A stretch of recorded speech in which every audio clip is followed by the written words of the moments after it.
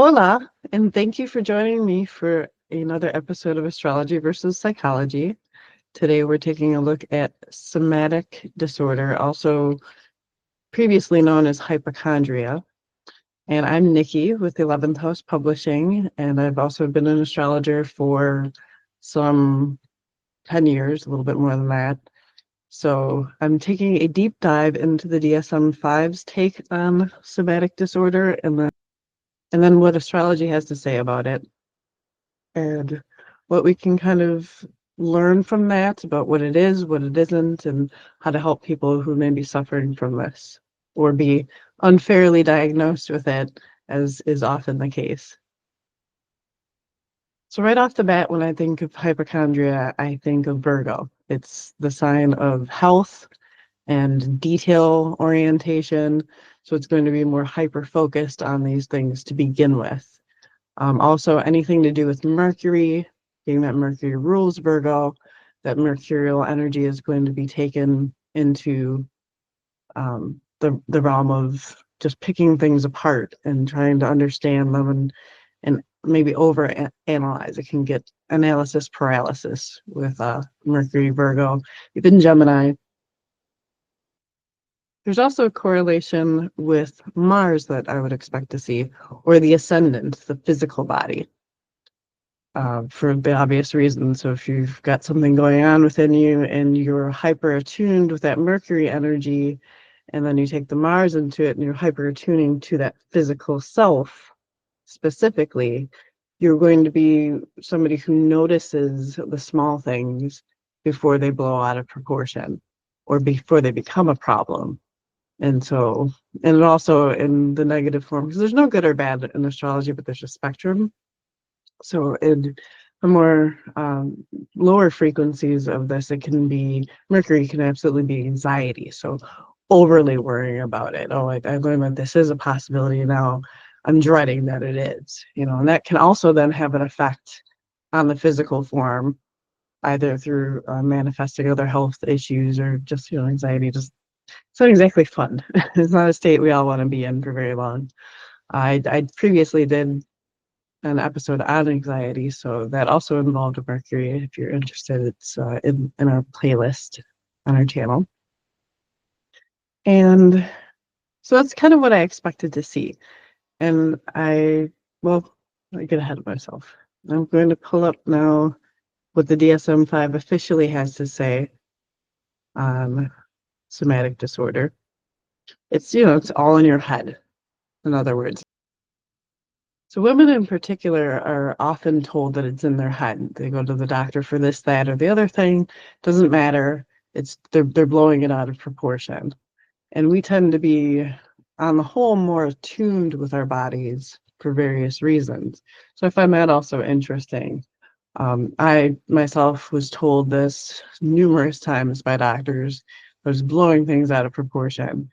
And over time, it turned out not to be the case at all. I actually had undiagnosed celiac disease, causing a myriad of problems, which also, by the way, Virgo rules the stomach. And so oftentimes there's a correlation between celiac and Virgo energy as well that I've seen. So keep fighting this. It's not something that any doctor should be telling you. It's an easy way to get you out of their office. They get paid either way. Or better yet, take your health into your own hands. Probably better off in the long run. There's a lot of information out there. You just have to know what to sift through and not to take it to the nth degree, the catastrophic thinking that we talked about before. So I'm not a doctor. So disclaimer for YouTube land. I can't tell you what to do, but in my experience, I was able to heal myself, and I was much better off for it, and saved a bit of cash too. So word to the wise. So somatic symptom disorder. So one or more somatic symptoms that are distressing or result in significant disruption of daily life. Excessive thoughts, feelings, or behaviors related to the somatic symptom or associated health concerns as manifested by at least one of the following. disproportionate, persistent thoughts about the seriousness of one's symptoms. So who's saying that's disproportionate? You know, you got to be aware of that. If it's something that you're feeling and it's a pain that you know is there, you know, the pain threshold is very different for different people across the spectrum. So it's kind of like, is it really anybody's place to say? Persistently high levels of anxiety about health symptoms, like I was talking about, excessive time and energy devoted to these symptoms or health concerns. Yeah, generally, if you're not feeling good, you want to find a way to stop that. And one thing that doesn't help is people telling you that it's in your head, because then that adds a whole lot of stress of realizing that you can't trust the people around you to be there for you when you're in a bad state. So, you know, if people come to you with issues, believe them, because the attention that you get from this sort of thing, and that's often the default with this, oh, you're just doing it for attention and you're crazy. In my experience, I got nothing but negative attention. So had that been my goal, I would have failed miserably. And it's not just me, you know, I've talked to countless women over the years who have had this be the case, where they go on for it doesn't matter what.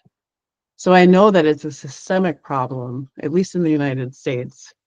And I have heard from a couple of European countries the same sort of thing. So just keep that in mind, you know, when looking at these things. All right. So then I'm going to pull up, let's see. I'm going to take a look at Charlie Sheen's chart here. And right away, I'm drawn to his ascendant, which is the physical self that I talked about. And it's right here in the sign of Gemini. And with this energy called Rahu, which can be obsessive thoughts. So obsessive thoughts on the physicality. There's a desire for perfection that I think we've seen in his career and his just the way that he carries himself. And Gemini carries that energy of Virgo. Well, carries that energy of Mercury with it. So being very attuned to the self to that obsessive degree, I can absolutely see that. Now, does that mean that it's all in his head and that there was nothing ever there? You know, I can't say that for sure, but I'm inclined to think that they're just more hyper attuned to that energy. For example, in my own life, I have a very, very acute sense of smell. It's like a hyper sense of smell, almost superpower territory. And you know, I'll smell stuff that other people are like, I don't smell that at all. It doesn't bother me at all. I don't even, you know, and then I'll pinpoint whatever it is. And for example, we had a propane leak. We had a propane leak in my house at one point, and I kept smelling it and smelling it. Called somebody in with their little meter. They checked all around. There was nothing. They were like, nothing's coming up. And I was insistent. I wouldn't let them go because I was like, I know I'm smelling it. This is my house. I know what's normal and what isn't, you know. And I like got down on the floor and was like pinpointing where that propane leak was from.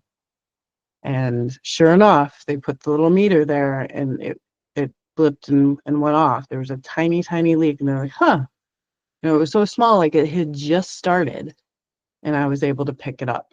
So that's an outside of me, for instance, but in that case, it was a verification that, you know, believe me when I say that I'm feeling this thing, smelling this thing, whatever it is, that it's a thing. And so, you know, that possibly saved our lives from blowing up. So it's the same sort of thing that you can feel with this. It's like something's nagging you, something isn't right, and you know it.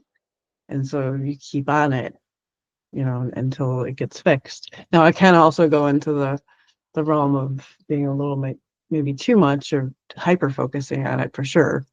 But in this case, you can see why, because the body is always front and center in the mind energy. All right, and then we get Charlotte Bronte, who, if I remember correctly, she's the writer of Jane Eyre. And so we see the ascendant here, the AC, stands for the ascendant or rising sign in the sign of Mercury. So that's the physical self, or in the sign of Virgo, I'm sorry, ruled by Mercury. So that's lockstep with it, you know. And then here again, we've got David Beckham, who's been well documented as having somatic disorder. He's got his ascendant conjunct Mercury here, and his the ascendant is always the first house, but he's got his ascendant conjunct Mercury, and so that's going to give that flavor as well. Even though it's in the sign of Taurus and not in Virgo or Gemini, he still essentially has that energy right there on him. So very attuned with his body. All right, then we have Michael Jackson's chart, and we can see his ascendant here is in opposition to his sun in Virgo.